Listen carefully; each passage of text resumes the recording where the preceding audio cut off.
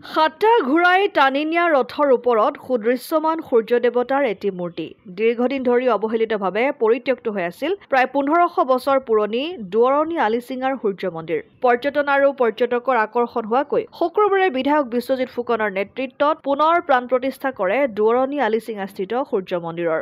হিন্দু ধৰ্মৰ প্ৰধান 5জন দেৱতাৰ অন্যতম উপাস্য দেৱতা সূৰ্য দেৱতা। ভাৰতবৰ্ষৰ ভিন্ন ৰাজ্যৰ সৌৰপন্থীসকলৰ মাজত অন্য দেৱতাসকলতকৈ সূৰ্য দেৱতাৰ গুৰুত্ব অধিক।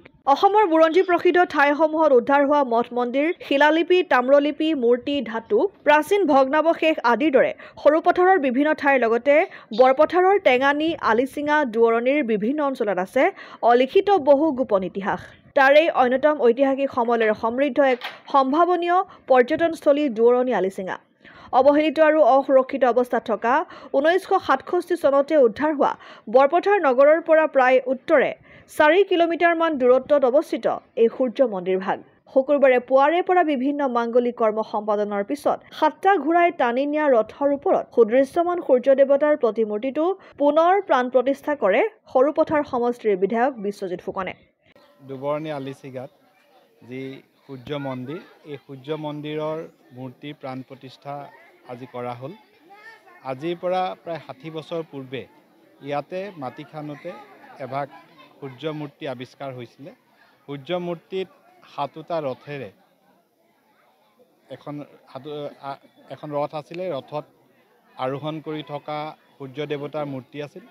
লগতে সূৰ্য দেৱতাৰ 2গৰাকী পত্নী সন্ধ্যা আৰু ছায়া, তেওঁলোকৰ মূৰ্তি তাতে আছে আৰু দীৰ্ঘদিন ধৰি পূজাও কৰি থকা হৈছিল। নতুনকৈ মন্দিৰ নিৰ্মাণ কৰি আজি প্ৰাণ প্ৰতিষ্ঠা কৰা হ'ল।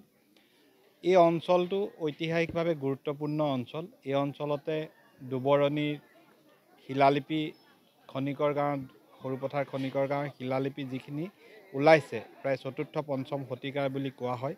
আৰু তাৰে প্ৰতি লক্ষ্য ৰাখি আমি অনুমান কৰিছোঁ এই সূৰ্য মূৰ্তিভাগো 4ৰ্থ বা 5ম শতিকাৰ হ'ব লাগে। সূৰ্য মূৰ্তিৰ লগতে ভগৱান বিষ্ণুৰ মূৰ্তি, ব্ৰহ্মাৰ মূৰ্তি, গণেশৰ মূৰ্তি, দুৰ্গাৰ মূৰ্তি, শিৱলিংগ এই অঞ্চলত আৱিষ্কাৰ হৈছে।